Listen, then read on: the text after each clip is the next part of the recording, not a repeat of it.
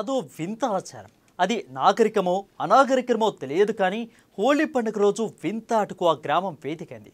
హోలీ పండుగ అంటే అందరూ సరదాగా రంగులు పూసుకొని జరుపుకుంటారు. కానీ ఇక్కడ మాత్రం హోలీ పండుగ రోజు ముస్రిగాతలకు దిగుతారు. ఇష్టం వచ్చినట్లుగా పిడిగుద్దులతో కొట్టుకుంటారు. తర్వాత అందరూ కలుసుకొని అలై పలై చేసుకుంటారు. హోలీ రోజు సరదాగా గడపాల్సిన సమయంలో ముష్టి యుద్ధాలకు దిగడమేంటి? అలా దిగటానికి కారణమేంటి? ఇంతకీ ఆ గ్రామం ఎక్కడ ఉంది?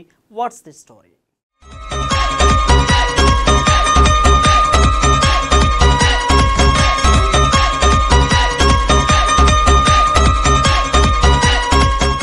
హోలీ పండుగ రోజు వినూత్న ఆచారంతో ఆకట్టుకునే ఆ గ్రామం మరెక్కడో లేదు. నిజామాబాద్ జిల్లా బోధన్ మండలంలోని హున్సా గ్రామంలో ఈ వింత ఆచారం పాటిస్తారు. హోలీ పండుగ వచ్చిందంటే చాలు ఆ గ్రామంలో వారందరూ పిడిగుద్దుల ఆటకు రెడీ అయిపోతారు. నిజామాబాద్ జిల్లాలోని హున్సా గ్రామంలోని సాంప్రదాయ ఆట పిడిగుద్దులాట. రంగుల పండుగ హోలీ సందర్భంగా హున్సా గ్రామస్తులు తమ గ్రామం యొక్క శ్రేయస్సు సంక్షేమం కోసం ఈ ఆట ఆడతారు.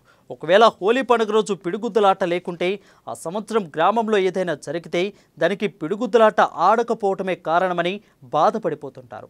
అందుకే ప్రతి ఏటా ఆ గ్రామంలో ఎలాంటి అరిష్టాలు జరగకుండా హోలీ సంబరాల్లో భాగంగా ఈ పిడిగుద్దులాటను ఆడతారు. అందుకే ఆటకు ప్రాధాన్యత సంతరించుకుంది. ఇది గత 200 సంవత్సరాల క్రితం నుండి పిడిగుద్దులాట పెట్టి ఆడతాం. ప్రాణ నష్టాలు అటువంటి ఏం కావు. అవకతవకలేమో పాడి పంటలు కానీ ఈ గత 15 రోజుల మహాశివరాత్రి నుండి మా పిల్లలు హనుమాన్ టెంపుల్ ముందు ఆడుకుంటారు. 20 సంవత్సరాల నుండి దాదాపు 40-50 సంవత్సరాలకు ఆడతారు. కాబట్టి ఇది ఈ రోజు హోలీ పొద్దున హోలీ ఆడి తర్వాత కుస్తూ ఆడిన తర్వాత ఈ సాయంత్రం 6 గంటలకు ఈ పిడిగుద్దులాట పెట్టి ఆడతామండి. అన్నదమ్ములుగా అందరం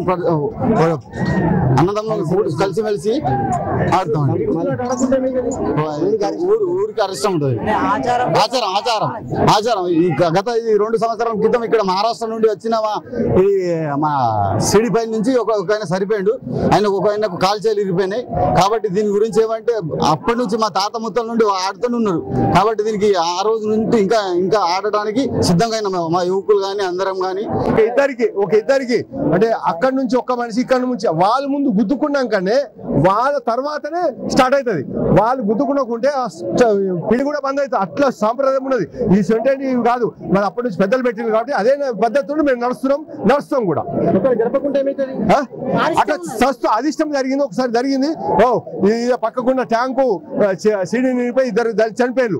అప్పటి నుంచి మేము సాంప్రదాయం మేము పాటిస్తున్నాం. ఇప్పుడు కూడా పాటిస్తాం. ఇంకా ముంగడప్పుడు పాటిస్తాం. హోలీ పండుగ వేళ వందలాది మంది ఒకే చోట చేరి 20 నిమిషాల పాటు పిడిగుద్దులు గుప్పించుకునే అరుదైన సన్నివేశం నిజామాబాద్ జిల్లాలో ఏడా కనిపిస్తూ ఉంటుంది.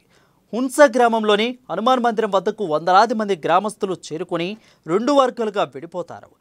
పెద్ద తాడుకు 2 వైపులా మొహరిస్తారు. ఇక తాడు దాటకుండా ఎదురుగా ఉన్న వారిపై పిడిగుద్దులు కురిపిస్తారు. ఆటను చూడడానికి పరిసర గ్రామాలు, మహారాష్ట్ర నుండి ప్రజలు తరలివచ్చారు.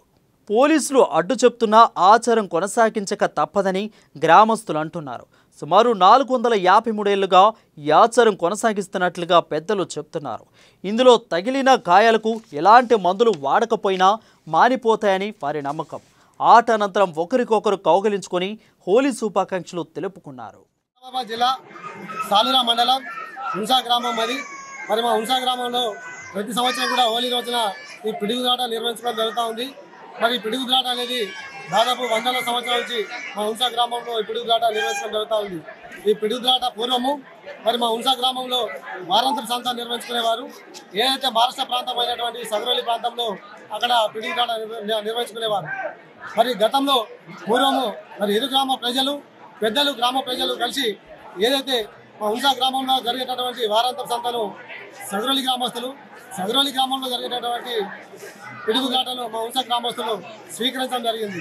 మరి దాదాపు 150 సంవత్సరాల నుంచి నిర్విరామం కూడా మా హున్సా గ్రామంలో ఈ పిడుగులాటను నిర్వహించడం జరుగుతూ ఉంది.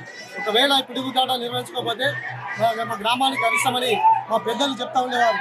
కాబట్టి పిడుగులాటను ఈ మధ్య కాలంలో పోలీసులు అనేక రకాలుగా ఆంక్షలు విధించి మరి పిడుగులాట నిర్వహించద్దు, ఇది అనాగరికము, ఇది అనైతికము అని ప్రజల పైన ఏదైతే ఒత్తిడి తీసుకొస్తున్నారో దీనికి హున్సా ప్రజలందరూ కలిసి కూడా ఇది మేము పిడుగుదాట నిర్వహించుకోకపోతే మాకు అరిష్టమని మా పెద్దలు చెప్తున్నవారు కాబట్టి మేము ఈ పిడుగుదాటను హోలీ రోజున ఖచ్చితంగా 15-20 నిమిషాలు ఈ పిడుగుదాట నిర్వహించడం జరుగుతూ ఉంది.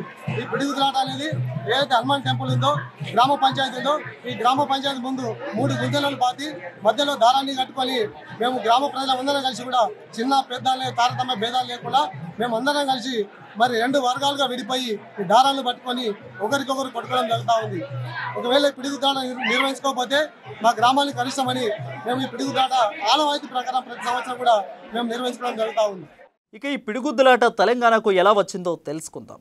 మహారాష్ట్రలోని సక్రోలి గ్రామం నుంచి హున్సాకు వలస వచ్చింది. పూర్వం ఈ గ్రామం మహారాష్ట్రలో ఉండేది. ఆ రాష్ట్రంలోని సక్రోలి గ్రామానికి బోధన్ మండలంలోని హున్సా గ్రామం చాలా దగ్గరగా ఉండేది. 2 గ్రామాలు మంజీరా నదికి అవతల యువతల ఒడ్డున ఉంటాయి. అప్పట్లో హున్సాలో పెద్ద ఎత్తున వారాంతపు సంత జరిగేది. పెద్దల ఒప్పందం ప్రకారం సంత నిర్వహించే బాధ్యత సక్రోలికి ఇచ్చారు. సక్రోలిలో సంత ఇప్పటికీ కొనసాగుతుంది. దీంతో సక్రోలి గ్రామ ప్రత్యేకమైన పిడుగుద్దులాటను హున్సాలో నిర్వహించాలని నిర్ణయించారు. అలా సాంప్రదాయం ఇప్పటికీ కొనసాగుతుంది.